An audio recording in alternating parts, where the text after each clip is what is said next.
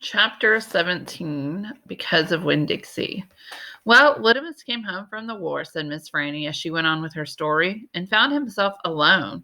And he sat down on what used to be the front steps of his house, and he cried and cried. He cried just like a baby. He missed his mama, and he missed his daddy, and he missed his sisters, and he missed the boy he used to be.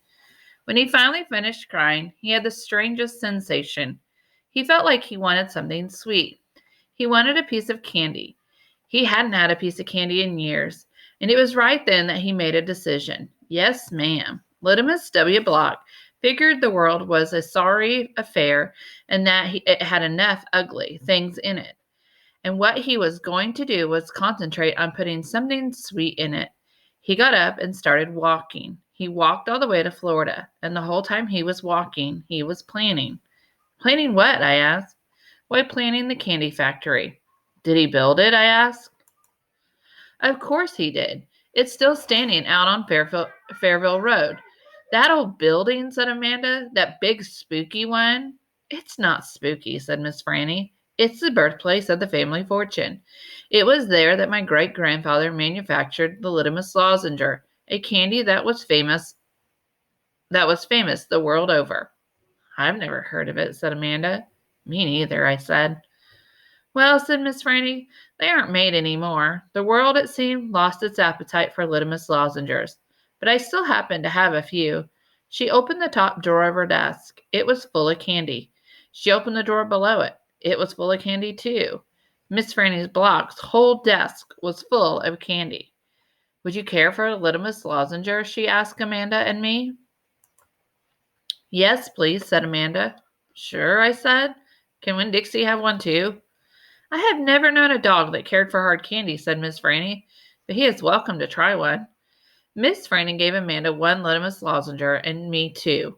I unwrapped one and held it out to Winn-Dixie. He sat up and sniffed it and wagged his tail and took the candy from between my fingers real gentle.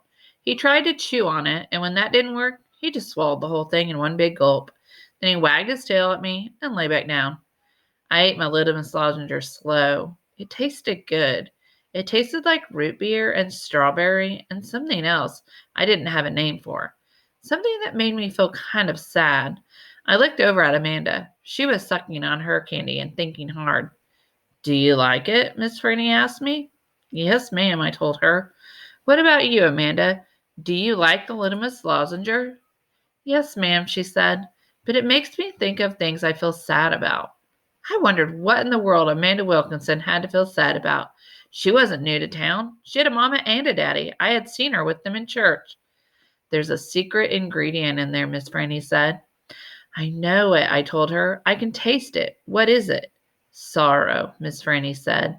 Not everyone can taste it. Children especially seem to have a hard time knowing it's there. I taste it, I said. Me too, said Amanda. Well then, Miss Franny said, you've probably both had your share of sadness. I had to move away from Watley and leave all my friends, I said. That is one sadness I have had. And Dunlap and Stevie Dewberry are always picking on me. That's another sadness. And the biggest one, my biggest sadness, is that my mama left me when I was still small. And I can hardly remember her.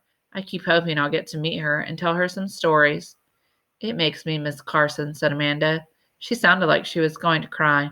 I have to go. And she got up and almost ran out of the Herman W. Block Memorial Library. Who's Carson? I asked Miss Franny. She shook her head. Sorrow, she said. It is a sorrow-filled world. But how do you put that in a piece of candy? I asked her. How do you get that taste in there? That's the secret, she said. That's why Littimus made a fortune. He manufactured a piece of candy that tasted sweet and sad at the same time. Can I take a piece to my friend Gloria Dump, and another one to take to Otis down at Gertrude's Pets, and one for the preacher, and one for Sweetie Pie too? You may have as many as you want, said Miss Franny. So I stuffed my pockets full of Littimus lozengers, and I thanked Miss Franny for her story, and I checked out Gone with the Wind, which was a very big book, and I told Winn-Dixie to get up, and the two of us left and went over to Gloria Dump's. I rode right past the Dewberry's house, Dunlap and Stevie were playing football in the front yard, and I was just getting ready to stick my tongue out at them. But then I thought about what Miss Franny had said about war being bad, and I thought about Gloria Dump said about not judging them too hard. And so I just waved instead. They stood and stared at me. But when I was almost all the way past, I saw Dunlap put his hand up in the air and wave back. "Hey," he hollered. "Hey, Opal." I waved harder, and I thought about Amanda Wilkinson and how it was neat that she liked a good story the same as I did. And I wondered again, who was Carson?